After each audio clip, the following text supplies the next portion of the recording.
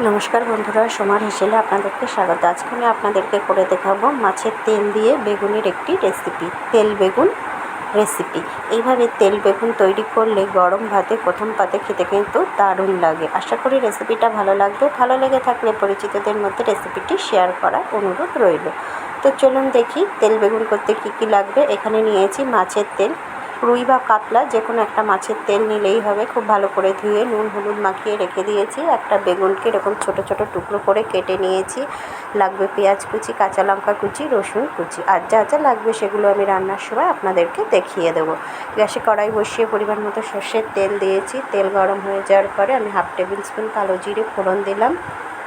কালো জিরে থেকে যখন একটা মিষ্টি গন্ধ বেরিয়ে আসবে তখন আমি রসুন কুচিগুলো দিয়ে দেবো। কালো জিরে আর রসুন একসাথে তেলে পড়লে দারুণ সুন্দর একটা গন্ধ দেবে। সেই গন্ধটা কিন্তু বেশ ভালো লাগে।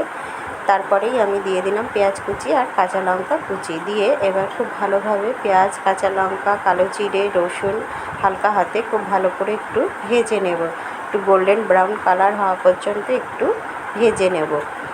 দেখুন পেঁয়াজি হালকা গোল্ডেন ব্রাউন কালার চড়িয়ে এসেছে, রসুনও কিন্তু হালকা গোল্ডেন ব্রাউন করে ভাজা হয়ে গেছে। এবার আমি কেটে রাখা বেগুনের টুকরোগুলো দিয়ে দেবো। বেগুনগুলো দিয়ে দিচ্ছি। একটা মাঝারি সাইজের বেগুনকে আমি ছোট ছোট টুকরো করে কেটে নিয়েছি। তেলের পরিমাণ বুঝে বেগুনটা নেবেন। নিয়ে খুব ভালোভাবে বেগুনটাকে এই ফোড়নের সাথে মিশিয়ে দিচ্ছি। এবার খুব ভালোভাবে নাড়াচাড়া করার পরে আমি দিয়ে দিলাম পরিমাণ মতো নুন দিয়ে বেগুনটাকে হালকা করে ভেজে নেব, তাহলে বেগুনটা খুব তাড়াতাড়ি নরম হয়ে যাবে। নুনটাকে ভালো মতো মিশিয়ে দেওয়ার পরে কড়াইটাকে ঢেকে রাখবো মিনিট 5-এর মতো। এই মিনিট 5-এর মধ্যে বেগুনটা কিন্তু অনেকটাই আমাদের নরম হয়ে ভাজা ভাজা হয়ে যাবে। দেখুন বেগুনটা অনেকটা পরিমাণে নরম হয়ে গেছে। এবার আমি মাছের তেলটা দিয়ে দেবো। নুন হলুদ মাখিয়ে আমি মাছের তেলটা রেখে দিয়েছিলাম। দিয়ে বেগুনের সাথে খুব ভালোভাবে আমি নাড়াচাড়া করে নেব। যে কোনো মাছের তেল দিয়েই আপনারা করতে পারেন, আমি আগেই বলেছি রুই কাতলা। দেখুন খুব ভালোভাবে আমি মাছের তেলটাকে মিশিয়ে দিচ্ছি বেগুনের সাথে। এইভাবে তেল বেগুন তৈরি করলে খুব ভালো লাগে।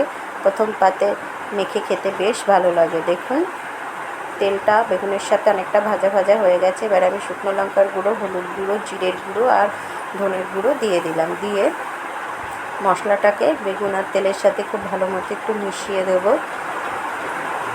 দেখুন সুন্দরভাবে ভাজা ভাজা করে নিচ্ছি। এতে কিন্তু এক্সট্রা করে কোনো জল দিতে হয় না।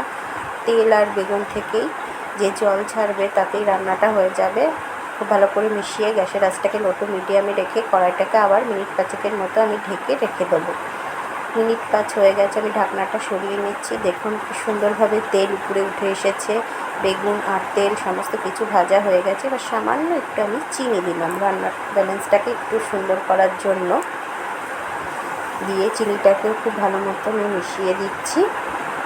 দেখুন আমার তেল বেগুন একদম তৈরি হয়ে গেছে, সুন্দরভাবে তেল ছেড়ে গেছে, ভাজা ভাজা হয়ে এসেছে।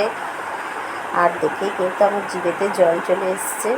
আশা করি আপনাদেরও রেসিপিটা ভালো লেগেছে। ভালো লেগে থাকলে অবশ্যই বাড়িতে তৈরি করবেন। এবার নামানোর আগ দিয়ে সামান্য একটু গরম মশলার গুঁড়ো আমি দিয়ে দেবো। একটু গরম মশলার গুঁড়ো দিলে যদি কোনো আষ্টে গন্ধ থাকে তাহলে সেই গন্ধটাও চলে যাবে আর তেল বেগুনটা খেতেও বেশ ভালো লাগবে। দেখুন কতটা তেল আস্তে আস্তে ছাড়তে শুরু করে দিয়েছে। গরম মশলার গুঁড়োটা দিয়ে খুব ভালো মতো মিশিয়ে দিচ্ছি। মিশিয়ে দেওয়ার পরে আমি গ্যাসটা বন্ধ করে দেবো। তারপর কড়াইটাকে কিছুক্ষণ ঢেকে স্ট্যান্ডিং টাইমে রাখার পরেই তেল বেগুন সার্ভ করে দেব। আশা করি আমার এই সহজ পদ্ধতিতে তৈরি তেল বেগুনের রেসিপিটা আপনাদের ভালো লেগেছে। ভালো লেগে থাকলে পরিচিতদের মধ্যে রেসিপিটি শেয়ার করার অনুরোধ রইল। আর চ্যানেলটি সাবস্ক্রাইব করে আমার সাথে থাকবেন। সবাই ভালো থাকবেন, সুস্থ থাকবেন, আনন্দে থাকবেন। আগামী দিনে আরেকটি রেসিপি